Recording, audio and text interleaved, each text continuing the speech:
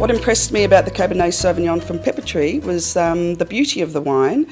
It's incredibly approachable now, but it certainly will have a long life with it, and it comes from Redman, so I'm really stoked about that fact. And I guess it's their year to shine.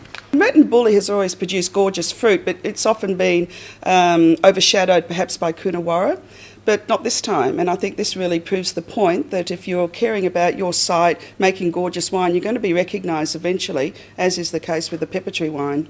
John Davis, the owner of Pepper Tree, is a geologist by trade and spent many of his earlier years digging holes all around Australia. And so the site selection of this vineyard isn't by accident. It's a site that he chose from the geology or geographic history that he'd got. So really we've just been fine-tuning that. We've just been trying to concentrate on the individual blocks and the different soil types within that vineyard, which has worked out really well. Over the last couple of years, we've realised that there's a section of our Block 21 that performs a lot better than the rest of the block of Cabernet, and so we named that little section Block 21A and sort of marked that out as a block to focus on for our single vineyard Cabernet, because year after year it was producing absolutely outstanding fruit quality and we were able to make just such great finely balanced wines out of it.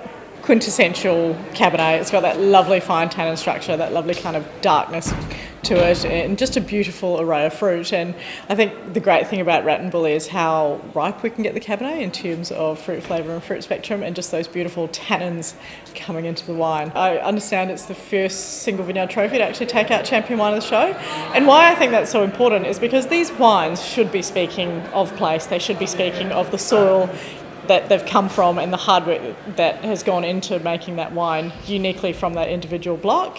And it's great to see that this wine from the one block, expressive of that block, can still be named the best wine of show in terms of quality and provenance. And I think it's a great thing for Rat and Bully to see.